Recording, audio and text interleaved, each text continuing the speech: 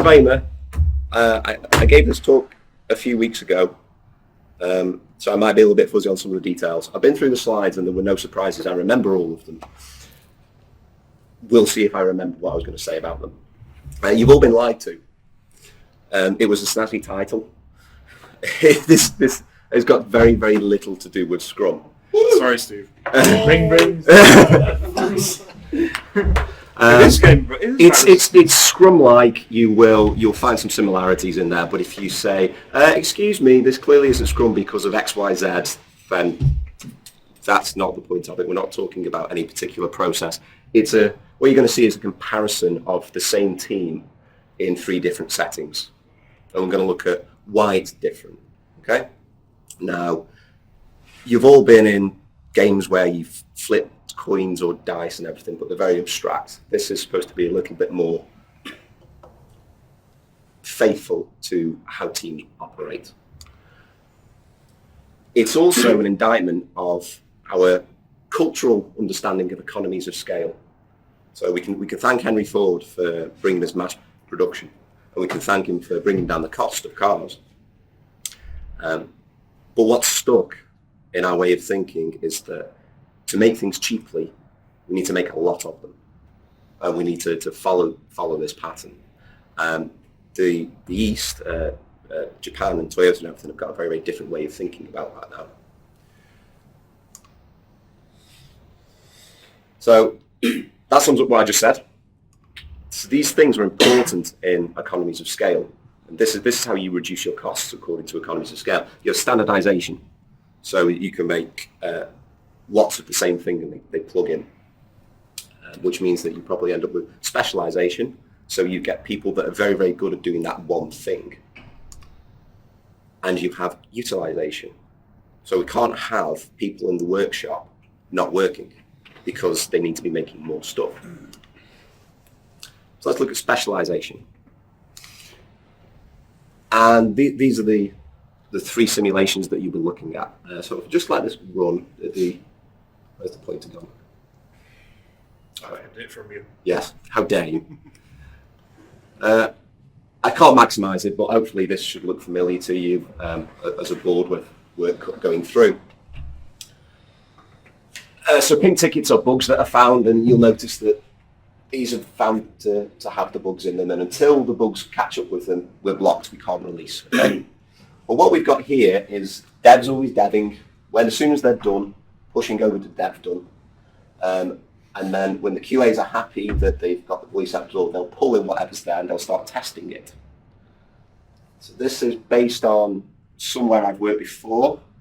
Any numbers or the kind of bug rate that you're seeing, it's based on somewhere. I'm not naming where.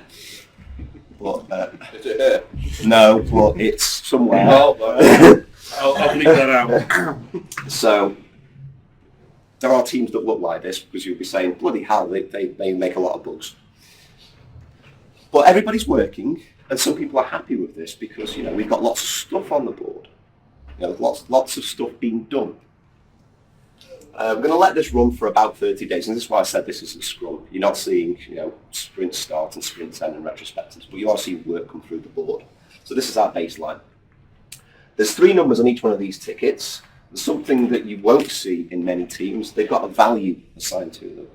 This is the amount of money they're worth. As soon as they hit this live column, they start making that amount of money per day. So you've just done a tweak to a search algorithm, and conversion goes up because of it. As soon as you release it, you're banking more money. That's what that value means. Excuse me. We also have a dev cost and a QA cost. That's how much work needs to happen for them to move along. There we go. Video's done, but you can see the flow. I've got a summary of that there for you in this CFD, which is probably all familiar to you again. You've seen these before. Simplify that slightly so it's less noisy. We just got what we've released in live is anything below the blue line. Anything we've got to test is below the red. Anything that we've got in dev, below the orange. Everyone here familiar with CFDs? Okay. You can make them from being Git if you pick the right Yep. ones. You have to go and look yourselves. They are a wealth of information.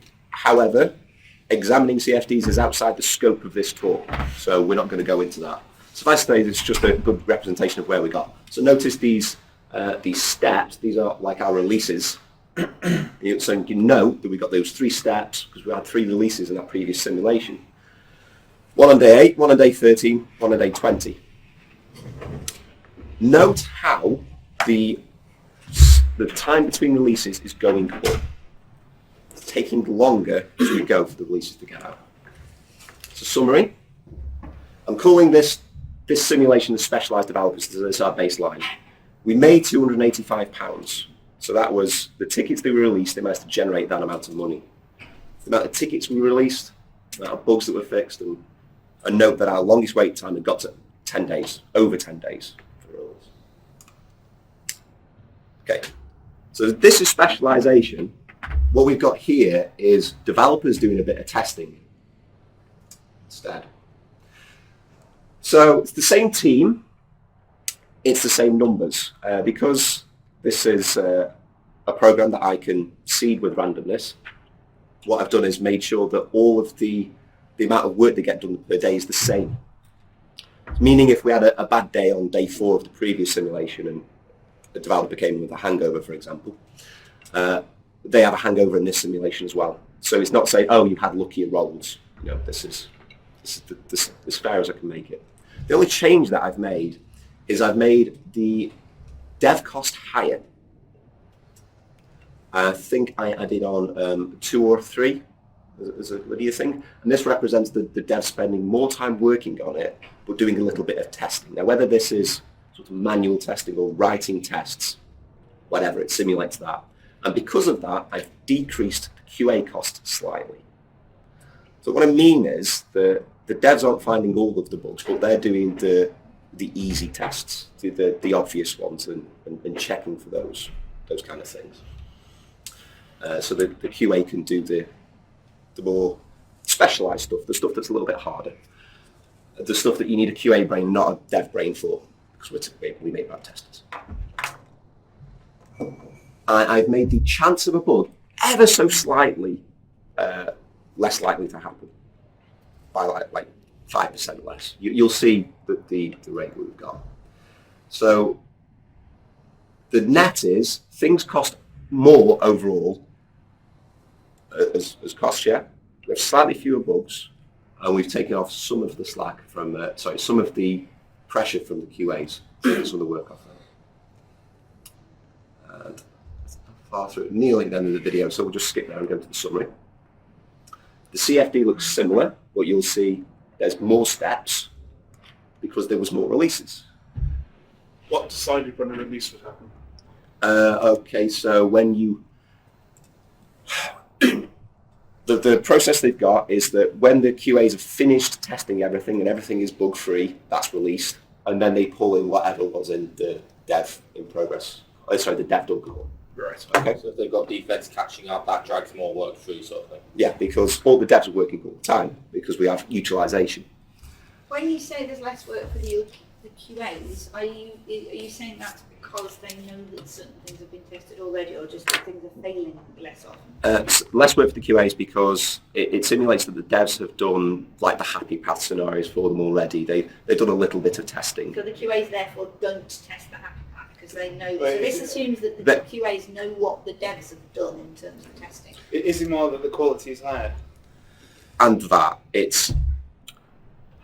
Honestly, I didn't think too much about what they know between it. It's just that the idea is that the devs are taking responsibility for some of the QA, so the QA don't have to be quite as thorough in the basic things. They're doing more of the ones that they've got good expertise in. Okay. So it's assuming that there's a level of trust between the QAs and devs. Yes. So we can see we've got more releases that way. What do we think our profit is like? Bearing in mind that this is more expensive in terms of cost because our developers have spent more time working on stuff. I probably should have hidden those bits before the end. I don't know about profit, but certainly we'll be making revenue sooner. We've got more stuff out as a whole. If you look at the bugs fixed, yes, we've got more bugs, we've got more stuff. So as a percentage, we have slightly fewer bugs, but not by a huge amount. Definitely made more money. More stuff out, so our stakeholders are happier. more frequent releases. But you'll note they are still increasing if we go back ever so slightly. So we still have that pattern. It's worth noting this pattern that we saw, especially in the first scenario, you probably never even see it getting that bad because there's often an intervention. A manager higher up saying, look, this is taking for ages now. We need to get this release out the door. All hands on deck. Pizza, overtime. Quality usually suffers as a result of it. People swarm on testing. It's very, very disruptive.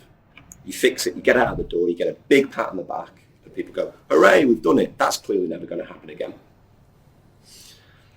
You've not fixed the symptoms. So the symptoms are still there, but we've alleviated them slightly, and we're probably still going to get there eventually because we can see the releases growing, the time between the releases growing, rather.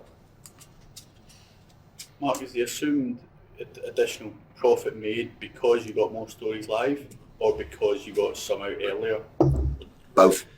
Because the tickets have a value on them, which is the amount of money they make per day. Getting them out early gives them more chance to make money. Getting more of them out gets a chance to make more money. And it's how the way the simulation is set up is as soon as a ticket is live, it puts its value into your profit pot. Am I preempting something you're already about to tell us if I ask you why it is that the gap between releases is increasing? Why do you think that is that causes that? We can look at that a little bit later. Okay. Basically, we've broken the flow, but let's look at this. The conclusion that people take from this is, wow, we've taken some of the burden off the testers. Clearly, to be more profitable, we need to hire more testers here. But I think in the abstract of it is, how could we make more profits with the same resource, the same team? Hiring more people is expensive, number one. You're going to pay a salary year on, year out. But it's going back to this, let's all pile on to release and get it out the door. It's hiding the inefficiencies and the waste we've got. It's treating a symptom. It's not fixing the cause. Also, it's expensive in another way. More people means more stuff to organise. Your meetings take longer. Organising a meal out with yourself and your other half is fairly simple. Organising a meal out with your other half and 3 other couples when you all have an equal say is a nightmare. It's a completely different thing. You have to dictate and say, we're going here on this date, are you coming or not? So we spoke about utilization, specialization, now we're talking about utilization. This notion that if everybody isn't working all of the time, we're being wasteful. This simulation has got the exact same numbers as the second one. So things cost the same as they did in the second. But we've got a different policy in this, in that we leave some slack in the system. We don't actually start work on stuff in dev if we've still got stuff going on in test. We've got availability to jump on any bugs immediately as they're found or work on them straight away, not start something and perhaps have it committed and wait. So if a bug is found by a QA, the dev immediately picks up and fixes it. If a bug isn't found, the dev loses their capacity for the day. So that work they would have done is just completely lost. Right? So we're reducing the dev capacity here. They're going to be doing less work overall. Now, in the real world, you wouldn't be doing that. You'd be doing process improvement stuff. You'd be speeding up CI. You'd be pairing. You'd be perhaps sitting with the QAs, finding out how they find these bugs so that you can stop writing similar scenarios, because bugs tend to have, what's the word? Similar patterns or facets. And you can learn how they find them so you can prevent them yourselves.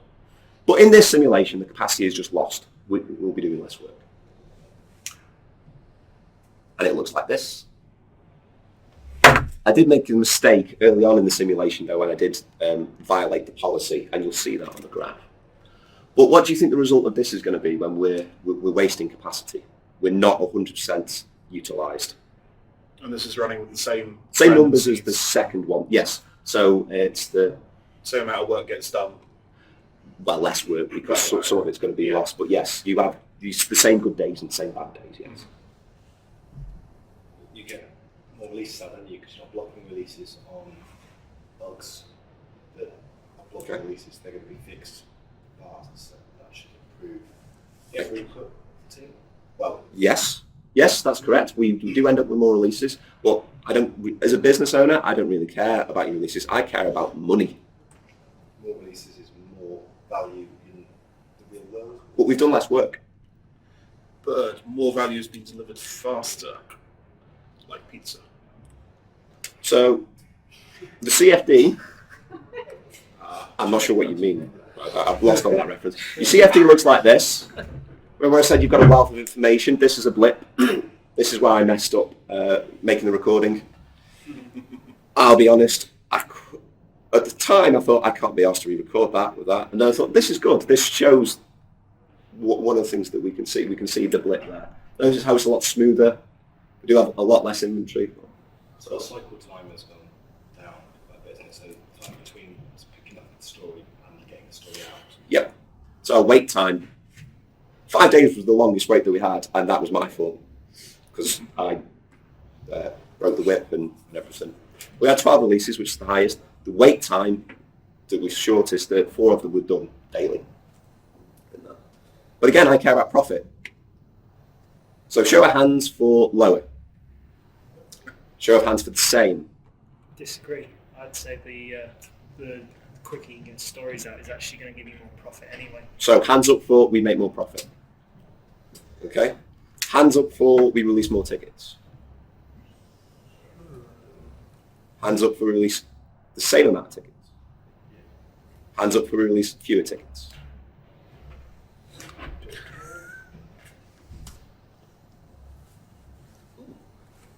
%30 more profit.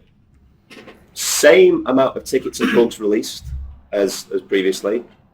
I would wager that it would be slightly higher if I hadn't messed up. But, Sorry.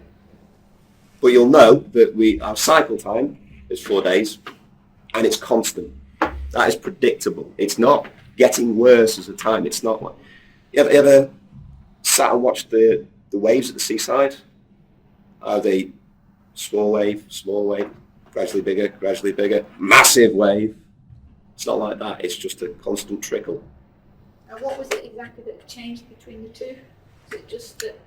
The policy was that I introduced Slack into the system effectively, so that we could immediately respond to defects were found, get them out faster. But we weren't worried about everybody being 100% utilised and working constantly because we were more concerned about throughput. This doesn't even measure your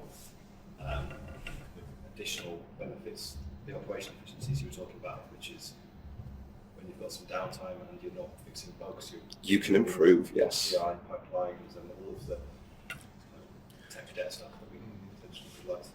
Side-by-side comparison of first simulation and third.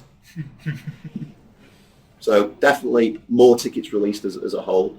But some people at this point say, but we've got more stuff in flight. We will release that. We've got all this inventory. And this is this Western hang-up of more stuff there is better, even though the inventory is costing you money. It's full of waste. So we've got an opportunity cost. We've got all of this baggage, right? And that means that we've got less capacity to pick up new things that come along, new opportunities. We've got this cost. There's the sunk cost fallacy, which may come across, which may occur because of inventory. I spent 3 months working on this. I only need another month. And you say, oh, go on. Even if that extra month could be better spent elsewhere. The inventory that you've got sat around waiting, ideas are most valuable at the start. The longer something's been there waiting, the more it's atrophied, the more the world has moved on. So all of the data that was correct when you made that decision may no longer be true or accurate. there are some fantastic videos by a guy that works in the NHS. I think it's psychiatry, something like that. But he just explains lean thinking in the NHS with little Lego videos, and really simple to watch and engaging. Recommend you all take a look at them if you're interested in it. The example. Sorry, What's the guy's name? I can't remember. This is why it's a Bitly link. Okay.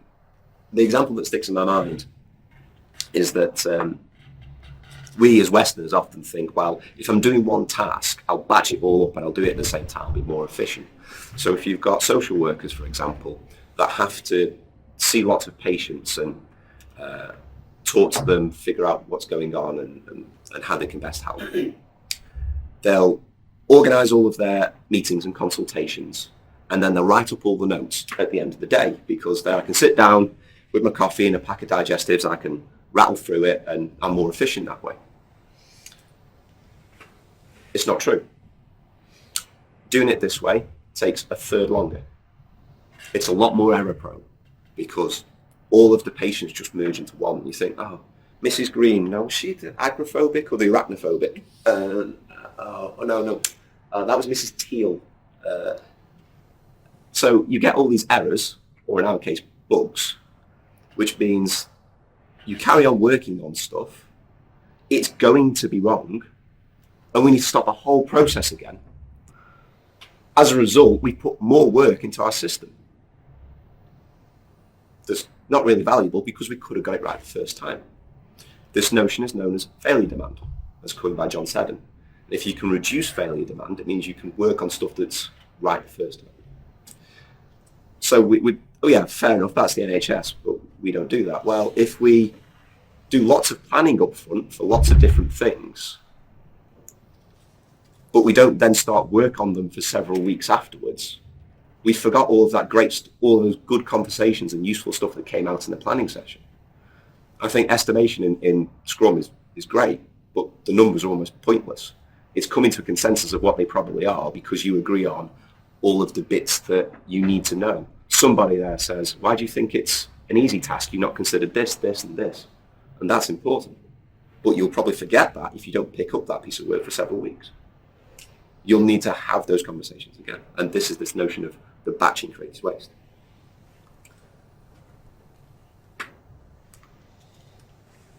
It only makes sense in a linear process to have your bottleneck running at 100% utilization.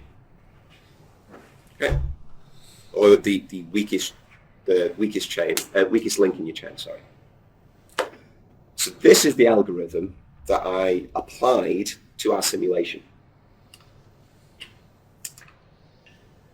It's called theory of constraints. That's the 5 focusing steps. Once you've identified what your goal is, it's usually to make money, you look at what the bottleneck was.